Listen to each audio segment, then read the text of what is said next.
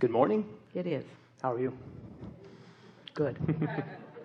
I have 3 or 4 questions, I think, on different topics. As far as background, I grew up in a really Christian family, but somehow the scriptures around whatsoever you believe without doubt, so shall it be, stuck in my head when I was a kid. Good. So when I was younger, I would just say, well, I really want a job. Like I'd be 14, I'd say I really want a job. And I would just throw it out to the universe and then go about my way. And as you can imagine, it always worked out. So over the years, I'd have people say, you have great mojo, or life is working out for you. And I would do things like I'd lay in bed and I'd imagine this whole list of things that would be fun to do and accomplish in life, like living overseas and meeting great people and having an amazing time. And over time, it all happened. So I've had an amazing life, wonderful life. About a year ago, I got moved back from overseas to the States, and I realized as I was thinking about what I wanted to do next, that like my whole list of things I dreamed about as a kid had been checked off. Like the universe had delivered almost everything I could think about. Every time I'd say I wanted something to happen and I'd feel some angst or resistance, I would say, you know what? I just want more fun, more freedom, more finances. And it was funny because the first time I heard you, and you'd say if you're struggling with resistance, go more general. Well, all my life, I just go more general to saying more fun, more freedom, more finances. So the first time in my life, I got to this place going, life is good, but I've already lived overseas, I've already met amazing people, I've had amazing jobs, I've had a great career, and I sort of felt a little stuck in my joy. And I don't know if that's really the right way of saying it. Well, it is the right way of saying it, because there is no ending to what will come.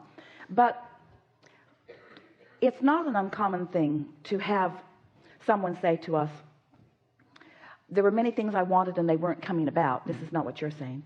Many things I wanted and they were not coming about. And once I began listening here and relaxing more and doing a little bit of meditation and a little bit more positive thinking, things began to turn around. And it was as if the rubber band had been pulled far back, and then when they let go of it, a lot happened fast, and then they were wanting to stir more things up. That's not exactly what you're saying. What you're saying is something that we're going to take issue with a little bit. Sure. What you're saying is that your life yielded to you desires, and because of your state of allowing, we agree with this, your desires came to fruition. But the part that we disagree with is that we know that with everything that is coming to fruition, more is being put into the vortex. And your vortex is more full now than it was at the beginning of what you were describing. And your state of allowing will allow a continuation of that. We have said on many occasions that the mantra of the universe is more. So there is certainly nothing wrong with saying more pleasure, more delight, more interaction, more insight, more awareness, more questions. More questions. Because when your desire is more questions, then it's inevitable that there will be more answers, more opportunity, more exposure, more allowance, more understanding, more specifics. There's no ending to what the universe will yield to you. Right. And in the past, if I was in this place, I would just sort of imagine different options. Maybe living overseas again, maybe a new house that you can get creative with. And something would always light up. And I'd be like, that sounds fun. And then I'd put it out to the universe, and I'd know that the process would begin. And for some reason, things were not lighting up in the same way. It's not bad. It just was different. If things are not lighting up, that means that there is some resistance there. Always. That's always the case. Because these things are certain. Your vortex is as full as it ever has been. Law of attraction is responding to it, and it is gathering momentum. And there are things, not just things, experiences. There is life in this vortex that is ripe and ready for your realization. So if those realizations aren't happening, it's for only one reason. There's resistance that's keeping you from, and it could be something as simple as saying, I've checked everything off my list. And we say, not even close. Right. There's a list that you're not even taking into consideration, you see. So dream bigger, think bigger. It isn't dream bigger. It isn't think bigger. This is the thing that you're helping us say in the most wonderful way. This matters a lot. Yeah, because life is good. It's not, you know what I mean? Usually there's contrast. We do. And you're going to get this in a very profound way, and you all will too. So just settle in here, because this matters. So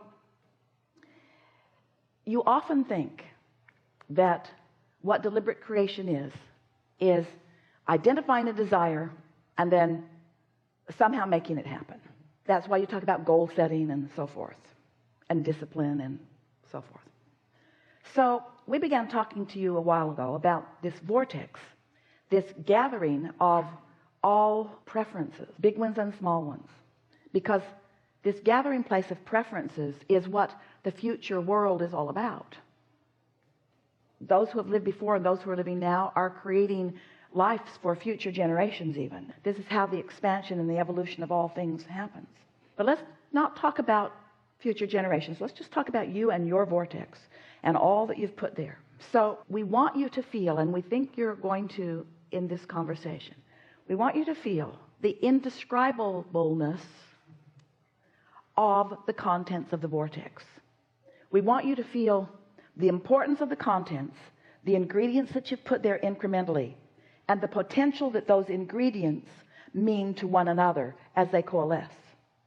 The potential of more that the individual components that you've put there, that you can't even recognize, but what they mean.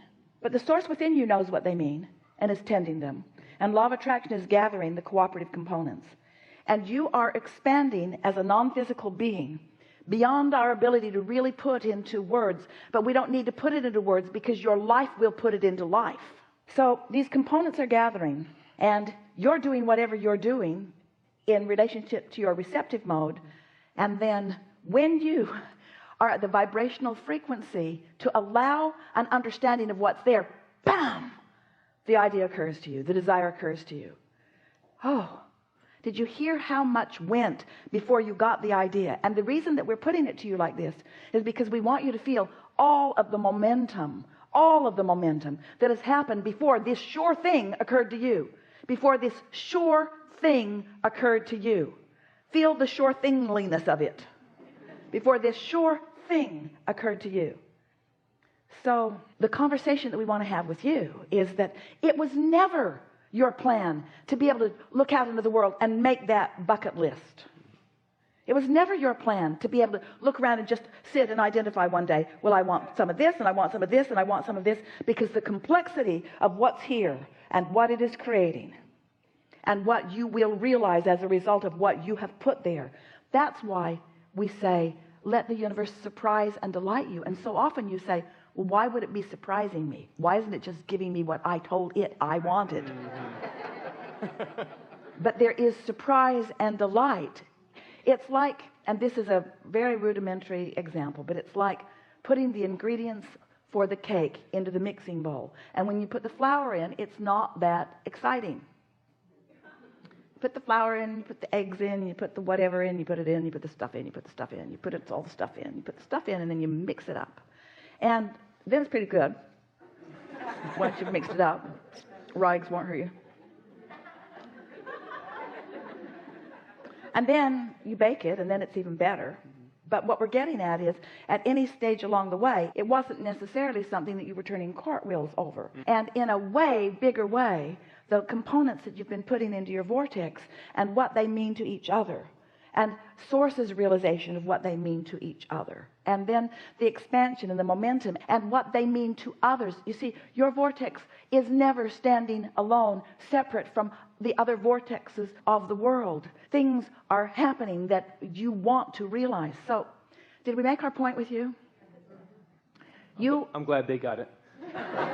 I'll listen to it again afterwards, I'm sure. We are going to make this point with you.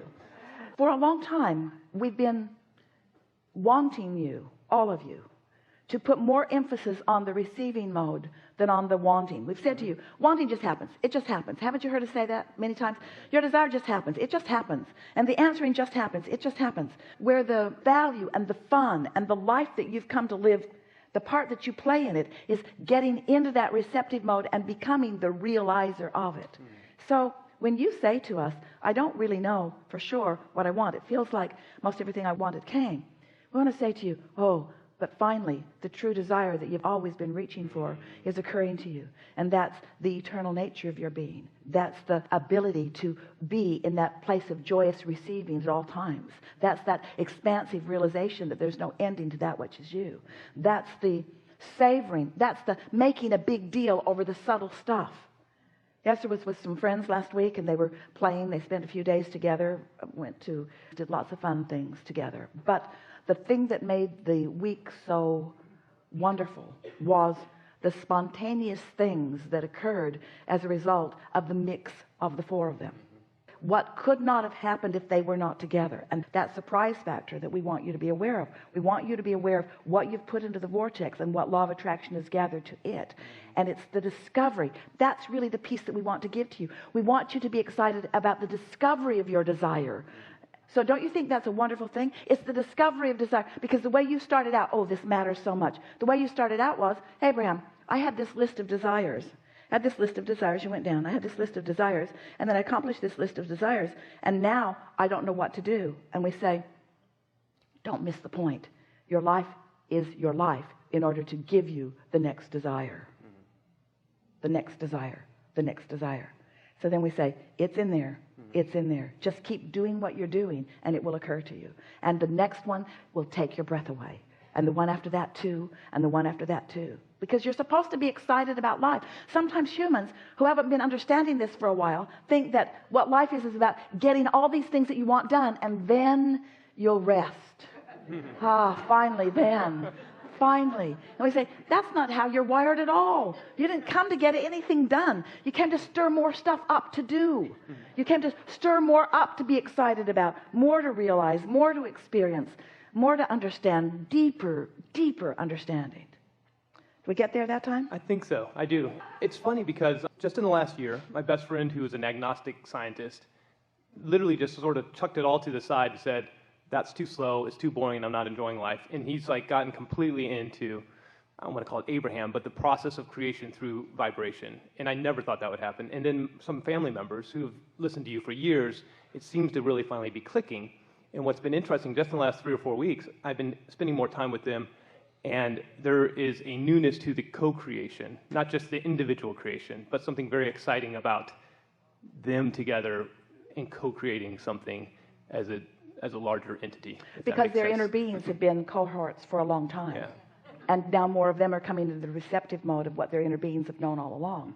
And creation without understanding of vibration and without deliberate focus of vibrational frequency through the awareness of emotions, any creation that does not include this understanding is puny mediocrity. And when you tap into this energy that creates worlds and you allow yourself doses of that energy flowing through you and you stand in witness of what that produces, then life takes on a whole new framework, doesn't it? Then you begin to realize who you are and why you're here. Then you become expectant of wonderful things happening. Then you become deliberate and expectant of it being good all of the time. You realize there's no price to pay. Life is fun always. Yeah. Something more? Just a quick question. I live in Singapore, and just in the U.S., it seems like there's a time of awakening, but also, and I don't really pay attention that much to news or what have you, but also a time of angst. And just a quick comment, is that what's happening here in the U.S. right now? Because it seems like... It's happening universally. It's happening globally. And what's happening is, because the energies of desires are... More people are asking, so more energy is flowing, which means the momentum is more. And when there's more momentum... It hurts more when you hit a tree. So those who are in alignment are thriving in new ways. Those who aren't are suffering in new ways. And it's almost like the conversation we just had about making yourself do something. It's that same conversation. Because I read this thing about safe spacers, and it was so funny because to me, when I think about the Abraham experience, the safe space is in your head. It's your way of living. And they were trying to physically make a space for them, which is fine if that helps, but it was so completely, it was like physically building something to be happy. It's the exact opposite of what you're just saying, versus mentally knowing that you have a safe place. Because you can't get there with action. You have to get there vibrationally, and then your ability to perceive it happens. Got it. Perfectly stated. Thank you so much. Yes, that was really fun. Yes, indeed. Yes, indeed. Yeah. This is a very good time for a segment of refreshment.